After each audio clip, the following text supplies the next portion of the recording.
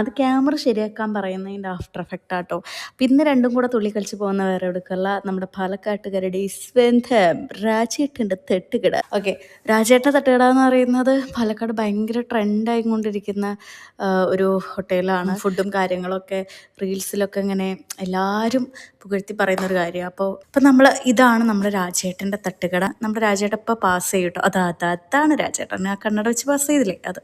അപ്പോൾ നല്ലൊരു തട്ടുകട ആംബിയൻസ് ആണ്, പഴയ ഒരു കടയടക്ക പോലെ വൈബുണ്ട്.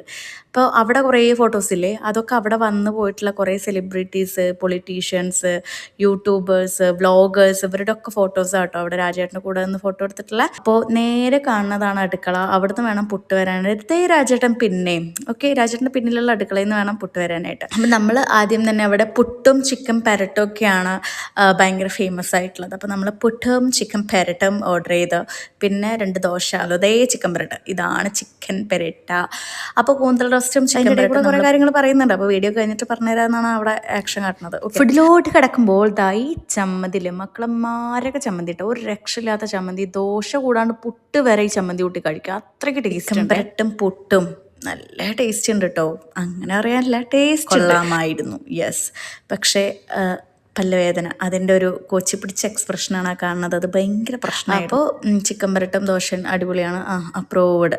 ഇപ്പോൾ കട്ടൻ പറഞ്ഞു, ഒരു കട്ടൻ കാപ്പി പറഞ്ഞു, എല്ലാം കൊള്ളായിരുന്നു, അടിപൊളി. വേറൊരു കാര്യം എന്താ വെച്ചാൽ, നമ്മളുടെ ഒരു ഇനിയും കഴിക്കാമെന്നുള്ള അമിതമായിട്ടുള്ള ഒരു ഓവർ കോൺഫിഡൻസോടെ ഞങ്ങൾ കപ്പയും മീൻകറിയും അത് പറഞ്ഞു.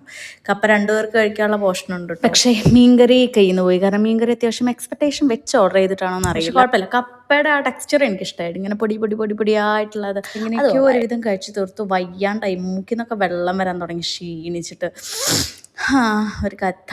എങ്ങനെയോ അതൊക്കെ കഴിച്ച് തീർത്തിട്ട് നമ്മളവിടെ കട റേഞ്ചിൽ അഫോർഡബിൾ ആണത്. പിന്നെ നല്ല ആംബിയൻസ് ആട്ടോ, നല്ല പഴയ പാട്ടും ആ ഒരു അതിൻ്റെ ആ ഒരു പഴയ ഒരു മൂഡുണ്ട്, പഴയ ഒരു വൈബുള്ള ഒരു ആംബിയൻസ് ഉള്ള ഒരു സ്ഥലം, അതെനിക്ക് ഇഷ്ടപ്പെട്ടു. ആൻഡ് ഉച്ചയ്ക്ക് ലഞ്ചൊക്കെ ഉണ്ട് കേട്ടോ. ബീഫ് കിട്ടില്ല, പൊറോട്ട കിട്ടില്ല. ഇത് രണ്ടും അവിടെ കിട്ടില്ല, ബാക്കിയെല്ലാം അവിടെ കിട്ടും. ഞങ്ങൾ പോയപ്പോൾ ഇല്ലാത്താണോ അറിഞ്ഞൂടാ, എന്തായാലും പോയോക്കൂ, ഇഷ്ടപ്പെടുമെങ്കിൽ ഇഷ്ടപ്പെടും. അപ്പോൾ അത്രേ ഉള്ളൂ. Tata bye.